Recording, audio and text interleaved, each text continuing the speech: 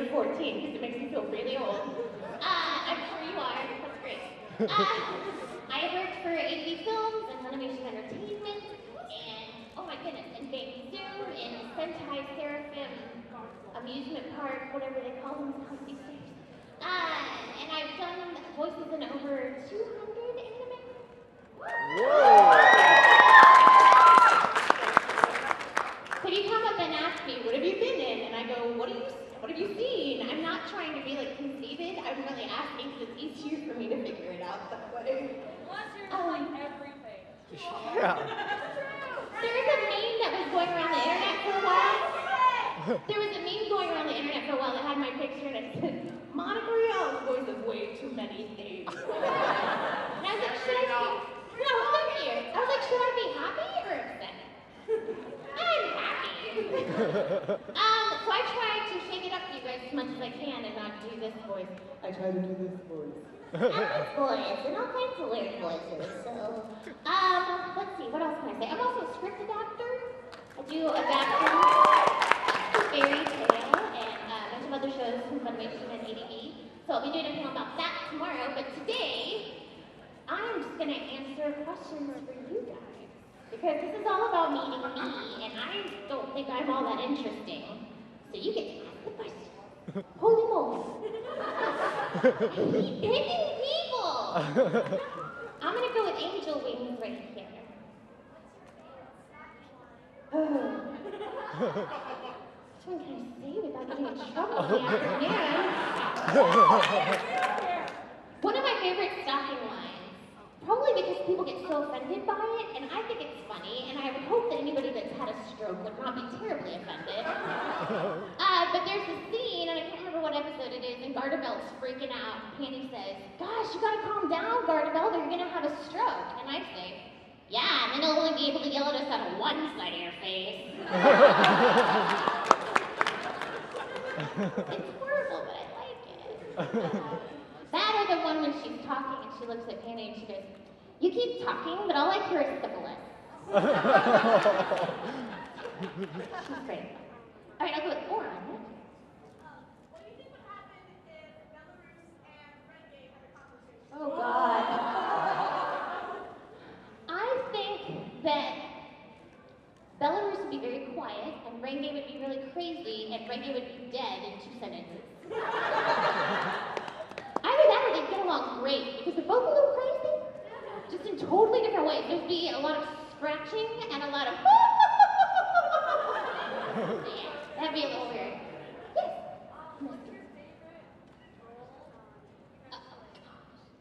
I hate it when people ask me this, because it's like asking, who's your favorite baby? I don't have a favorite baby. I've got 200 babies. Really busy. Totally kidding. Not a hoe. That's kidding. I guess it's hard for me to say because there are so many. But I will tell you this: my favorite right now hasn't come out yet. Have you guys heard of a show called Michiko and Hanshin? Yeah. Okay, I play Michiko, and I love when they make the announcements and there's no trailer or anything because there's always the haters that are like, Monica Rial can't play Michiko. She sounds like 5-year-old. You want to tell me who can't play Michiko Melandro?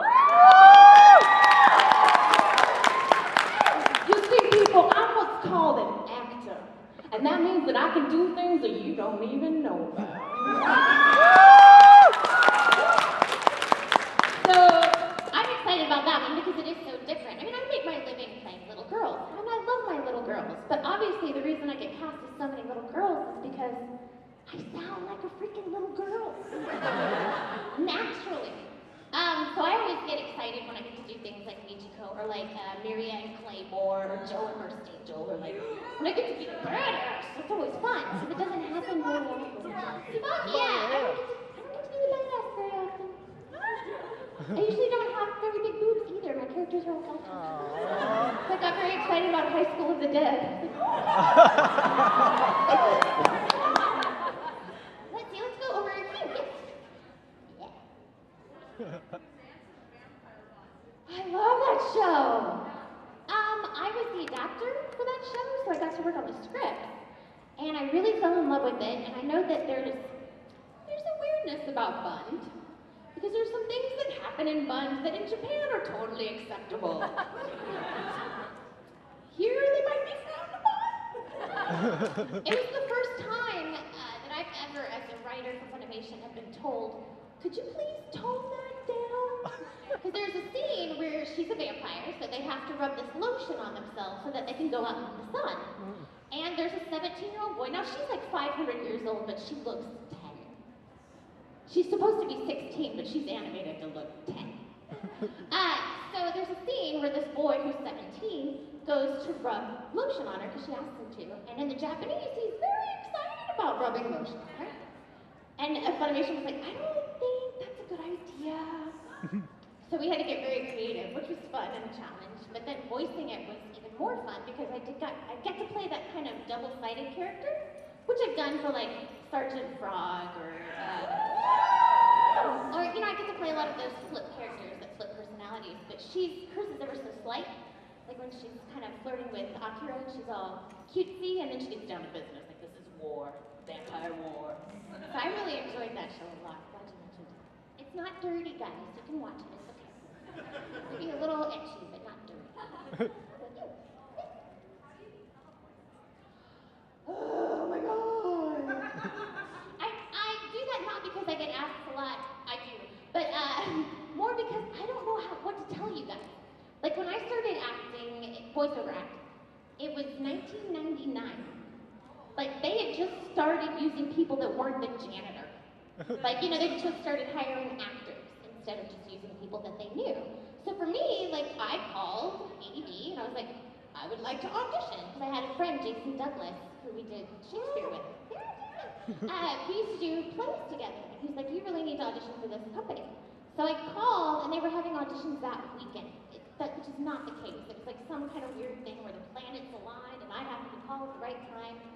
And I went and auditioned and I was like, oh god, that was so much fun.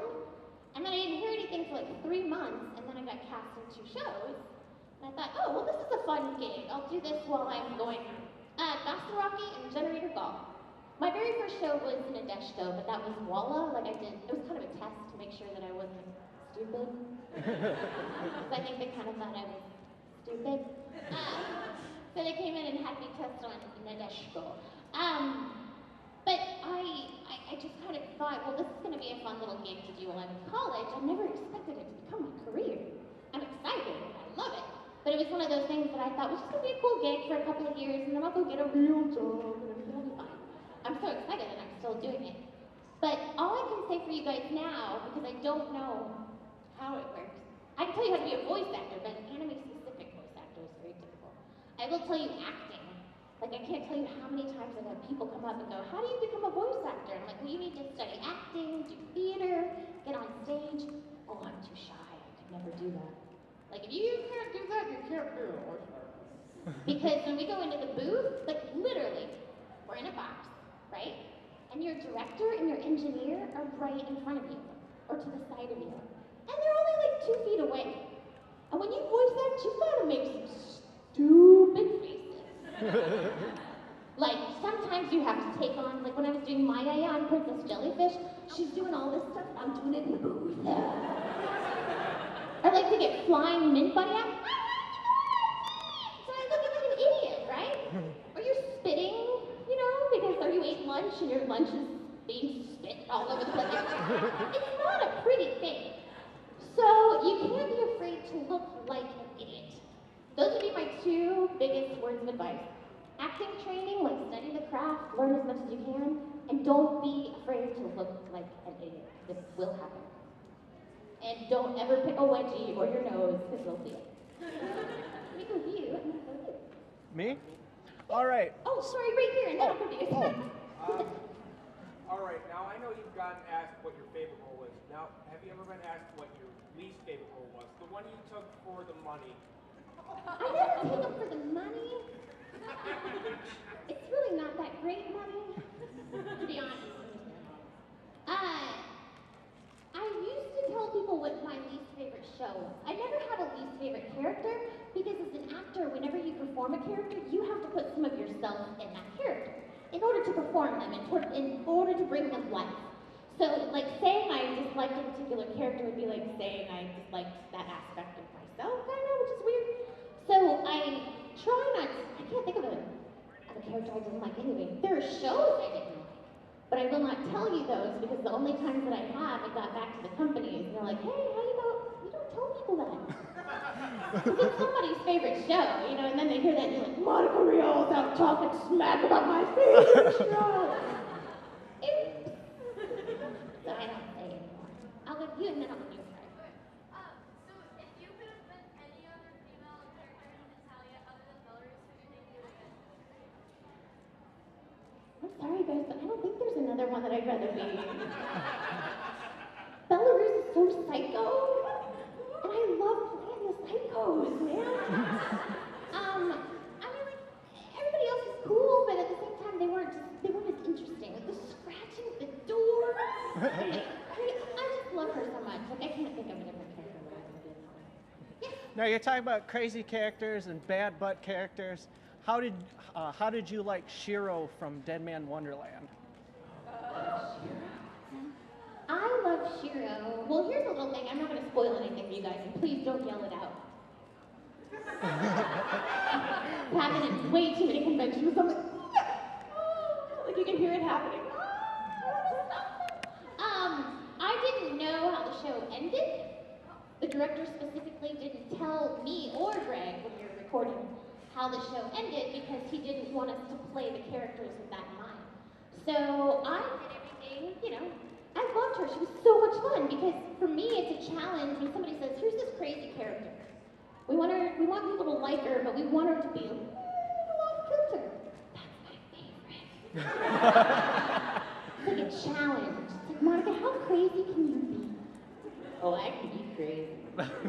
In fact, there's a lot of stuff that I kind of made up as we were going along. Like, I would look at the line and I'm like, I think I'm going to do this. Like the whole, what is it? Quietest ninja ever! Like those kinds of things were things that I just threw out there. He's like, oh, I love it! That sounded crazy to me. But I had no idea about the ending. So then when I finally got to the end, he revealed it and I was like, yeah! And then I got to go back and do some more recording for all the stuff that we had skipped in order to keep that a secret. So that was fun too. And then the first thing I did, well, I wanted to text him and I waited because I didn't know if he had recorded yet. But as soon as Greg went in there and recorded, he sent me a text that was like, oh my God! I was like, I know, right? So it was pretty awesome. If you haven't seen Deadman Wonderland, if you are okay with blood and guts and a few foul words, it's pretty awesome. And if you saw it on Cartoon Network, or Toonami, I would suggest watching like the unedited version because they made us change some of the lines. Not me, because I know it was a curse, but everybody else had to change some lines because they got tired of bleeping it as much. So like halfway through, they're like, all right, we'll bleep it, and then they were like, oh, that's a lot of bleeping. Y'all are gonna have to change some stuff. So yeah, I love. Let me come over here and I'll come back to you guys.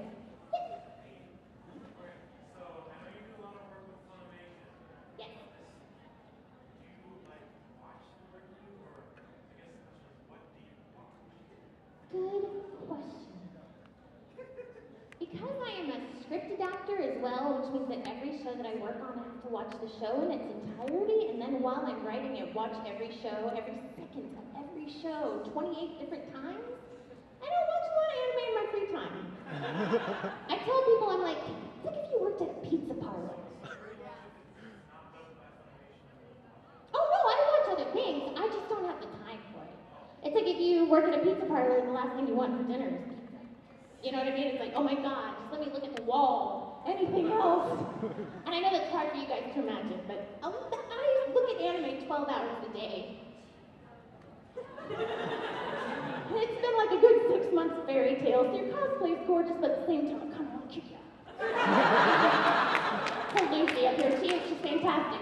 But yeah, I've been working on fairy tale a lot, so I'm like in that world, and like I saw a mug in the dealer's room, and I was like, oh, fairy tale mug, no. I'm already having dreams about them, like it's really surreal when you've been working on a show for so long that you go to sleep, hella tired, you wake up and you're like, I just had a dream where me and Jamie Markey and Natsu were hanging out. What is happening? Like they start to become real people to you, and it's like, no! It's kind of crazy.